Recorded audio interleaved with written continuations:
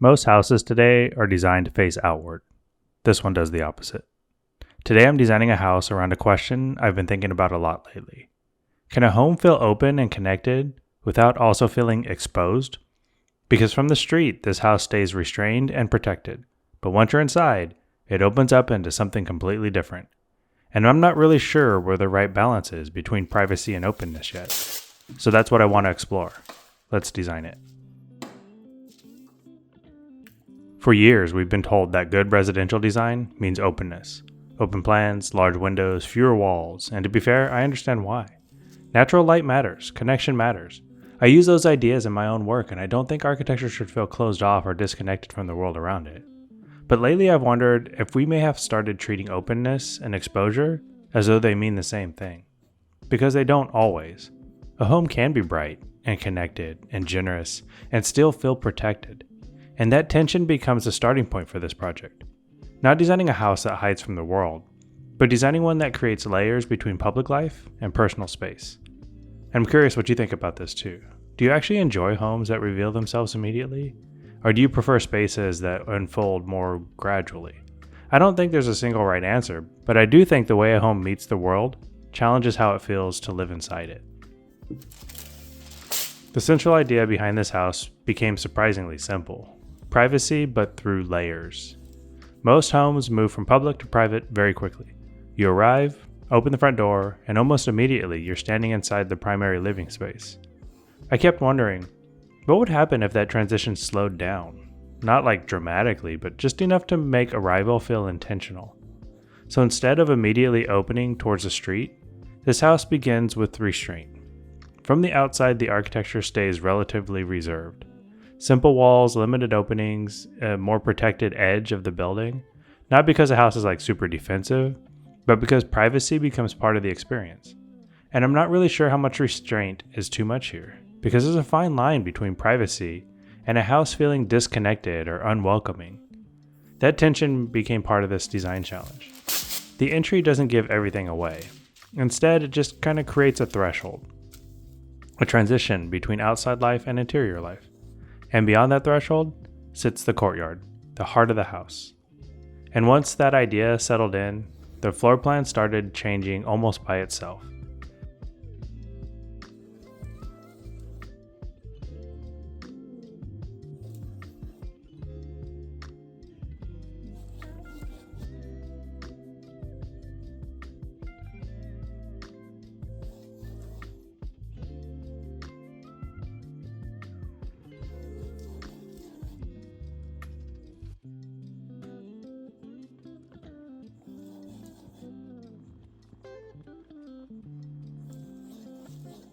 Because rather than placing rooms against exterior walls and allowing the street to organize the experience, the house begins orienting inward on itself. The courtyard becomes the anchor. Living spaces gather around it. Circulation starts responding to it. Even more private rooms maintain some relationship to this protected center. And that interested me, because openness and privacy don't necessarily oppose one another. Sometimes they can support each other. The house becomes more sheltered at its edges so that you can feel more generous once you're inside. And I found myself asking, how much should be hidden? How much should be revealed? And at what point does mystery become discomfort? And I'm not really sure there's a universal answer for that.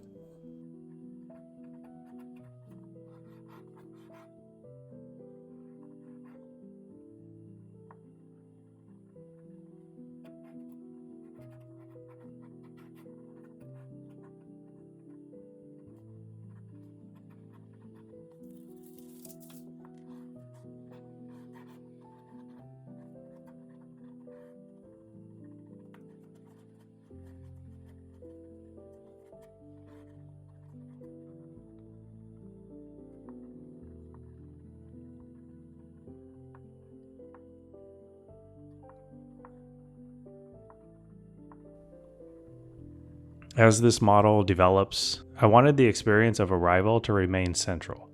From the street, the house stays relatively understated. Simple plaster walls with limited glazing.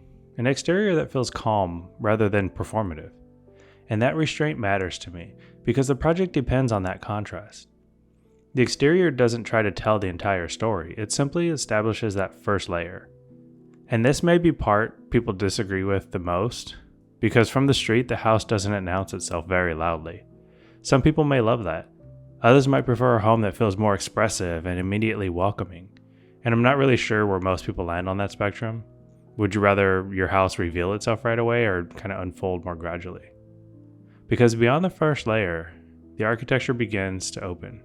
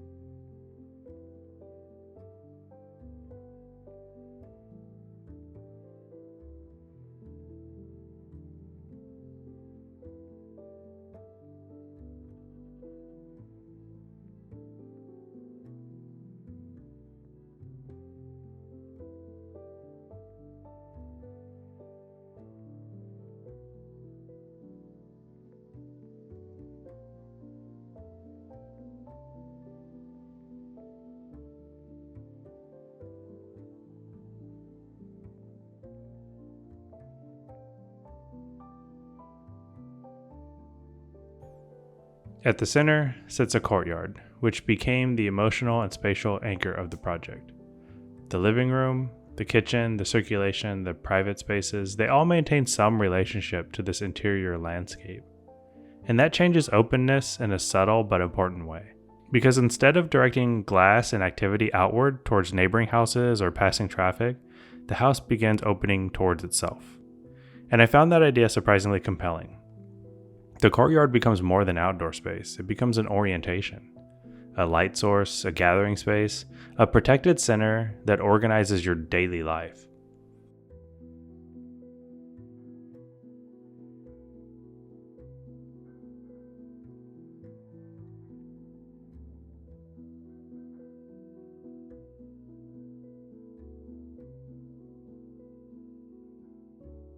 I also wanted movement through the house to feel less like passing through hallways and more like moving through those layered spaces.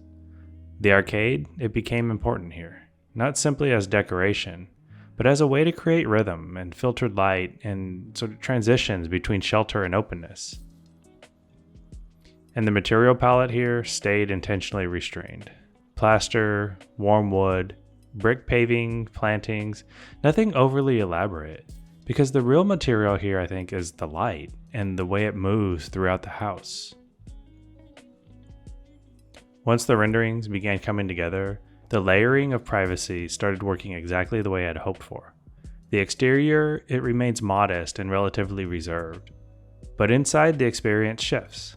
Light moves across the courtyard. Shadows stretch beneath the arcade. Rooms borrow brightness from the garden. And the house begins feeling open without giving up privacy. The living and kitchen spaces connect through this central landscape, not only visually but emotionally. And that relationship became one of my favorite parts of the design. The bedrooms, they remain protected. The den and office become smaller retreats. And circulation develops a slower rhythm where moving through the house feels intentional rather than simply efficient. What interested me the most, though, was the contrast between outside and inside. From the street, the architecture holds back. But beyond that first layer, the house becomes unexpectedly generous. This is where I found myself the most attached to the project. Because I have to admit, I'm still not completely sure whether I prefer homes that face outward or homes like this that create a more protected interior world. Maybe the answer depends on personality or even stage of life, or simply what we need from home at this particular moment. And perhaps that's also what stayed with me the most about this design. The idea that a house doesn't necessarily need to reveal itself immediately. Sometimes architecture becomes more meaningful when it unfolds gradually. I don't think every house should turn inward, and I don't think openness is somehow misguided, but this project made me think differently about the relationship between privacy and connection. Maybe they aren't opposites after all. Maybe privacy isn't about shutting the world out, but deciding where openness begins. But now I'm curious what you think. Would you rather live in a house that opens towards the outside world, or one that protects a more personal interior space? Maybe there isn't a right answer, but I do think this is an interesting question. Thanks for joining me on this one. And stay curious and design with intent.